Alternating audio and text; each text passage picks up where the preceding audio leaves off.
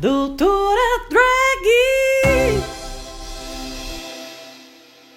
Ei pessoal, aqui é Dimitra Vulcana. Se você não conhece nosso canal, se inscreva aqui logo e eu já vou direto ao assunto porque este é um vídeo chamado O Capital em 5 minutos. É isso mesmo, o Capital em 5 minutos. E como que eu vou fazer isso? Só Cher me ajudará a saber. Olha só, estou lendo o Capital, esse é o livro 1 do Capital, tá? Marcando, porque não tem como você ler um livro sem marcar. E estou lendo o livro do David Harvey, que é Para Entender o Capital. Bem, olha só, nós temos 5 minutos e o primeiro capítulo do Capital é o pior capítulo da vida de alguma coisa que você vai ler de Marx. É difícil, é pesado, você não entende. Por quê? Existe um negócio chamado método dialético que você vai entender com o tempo. E esse método dele, ele vai construindo as coisas, é como se fosse uma cebola. Então, às vezes ele vai falando uma coisa que você vai entender lá no 20 capítulos à frente. Resumindo, é difícil, mas não é tão difícil. Conceitos do capítulo 1, Althusser fala para você começar lá da frente. Eu fui teimosa, comecei do capítulo 1 mesmo e estou indo. Olha só, conceitos que você vai encontrar aí que você tem que destrinchar. Valor de uso e valor de troca. Imagina uma coisa, um livro tem valor de uso, certo? Esse livro tem valor de uso para mim, serve para leitura. Um iPhone serve para conversar. Um tênis serve para andar. Isso é valor de uso. Valor de troca é quando eu insiro um trabalho socialmente necessário e isso vai agregar um valor de troca naquela coisa, naquele produto que vai se tornar o quê? Mercadoria. E essa é uma das bases da análise do Marx. E por isso que ele começa pela mercadoria e não pelo dinheiro. E você vai entender ainda por quê. Estou com 1 minuto e 52. Então, tem valor de uso, valor de troca.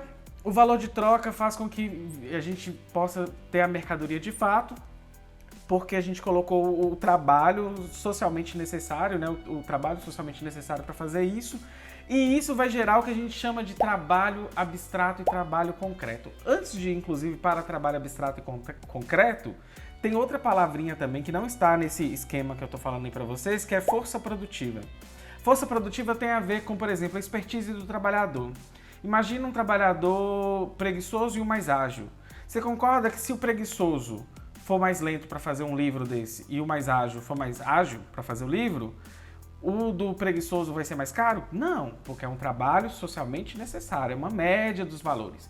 E isso Marx vai chamar então de, além de prosseguir, força produtiva também está relacionado com tecnologia e tudo mais. Por exemplo, quanto mais a gente aumenta a tecnologia, mais a gente aumenta o valor de uso. Por exemplo, um iPhone ele vai ficar com mais funcionalidades. É um dos exemplos que eu posso citar para vocês.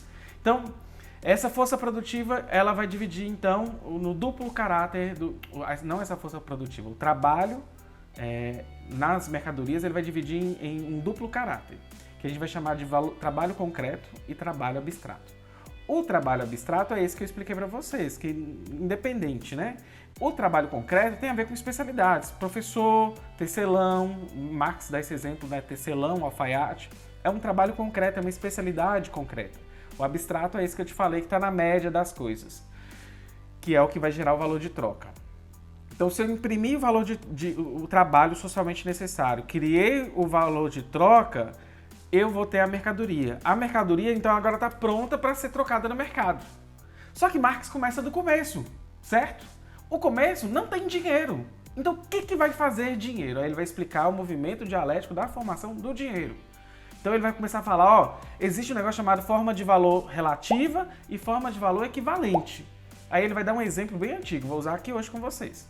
20 braças de linho é igual a um casaco. 20 braças de linho é valor relativo. O casaco é valor equivalente. É uma equação. Isso é igual a isso. Aí ele começa a desdobrar isso. Ele chama forma de valor desdobrada. Inclusive, vou até abrir o livro aqui para pegar algumas orientações que eu posso perder. A forma de valor desdobrada, Marx já começa a derivar. Aí ele fala, ó, 20 braças de linho é igual a um casaco. E um casaco é igual, por exemplo, 10 libras de chá.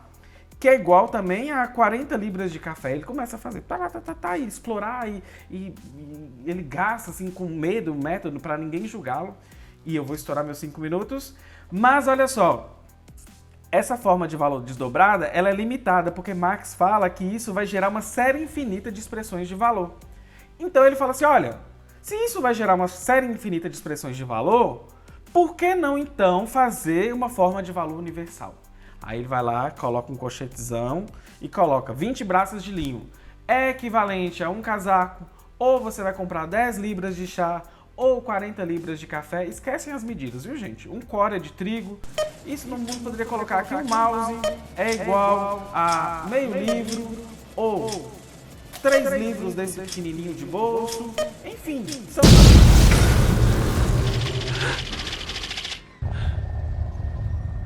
são medidas. Então ele começa a fazer um valor universal. E aí aparece quem? O ouro, mas o ouro na forma mercadoria. E aí, por exemplo, tudo vai começar a ser derivado para a forma mercadoria ouro. Então, por exemplo, 2 onças de ouro é uma medida, né? Vai ser igual a esse casaco, vai ser igual às 10 libras, vai ser igual às 40 libras de café, vai ser igual a meia tonelada de ferro. Ele começa a fazer todas as derivações. Bum! Nós temos então agora todo o movimento que tem uma coisa, valor de uso, valor de troca. Valor de uso é o uso que a gente dá para as coisas. Valor de troca é a inserção do trabalho socialmente necessário. Esse trabalho, ele é abstrato, como eu falei, o preguiçoso e o mais ágil. Existe também a diferença entre trabalho abstrato e concreto. Isso também vai refletir o que a gente chama de divisão social do trabalho. Marx já trabalha isso no capítulo 1. E também tem... os produtos vão para o mercado e vão ser trocados. Não tinha dinheiro, te contei a evolução, forma de valor relativa, equivalente, desdobrada, total, e começa com ouro em forma de mercadoria até virar dinheiro. O ouro, então, na verdade, ele virou o lastro das moedas.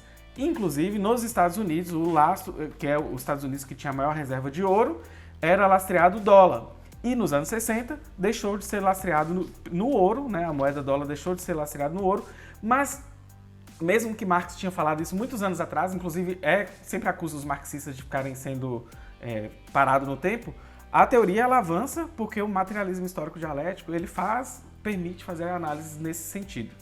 E aí, gente, as mercadorias elas estão nos mercados, as mercadorias, olha só, as mercadorias estão no mercado. Elas precisam ser trocadas. E aí acontece um fenômeno que Marx já aborda no primeiro capítulo, que é o fetiche da mercadoria, que é como se fosse um feitiço. É como se as mercadorias se alienassem dos seus produtores. Meu Deus, eu tô suando. Tá, não tá? Enfim, as mercadorias se alienam dos seus produtores.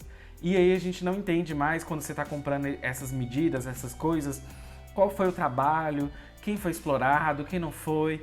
Isso é o fetiche da mercadoria que aliena a gente. E aí tem gente hoje falando de consumo consciente, blá blá blá. Isso é balela. Eu vou deixar aqui no card para vocês um vídeo só sobre fetiche que vai matar a dúvida sua. Pimba! 8 minutos de vídeo, você vai conseguir entender o Capital, sai do capítulo 1 e você vai ser feliz e você vai conseguir ler o Capital calmamente. Então me acompanha aí nessa jornada, 5 minutos de mentirinha, 5 minutos lendo o Capital com Dimitra Vulcana. É isso, beijo e tchau, tchau!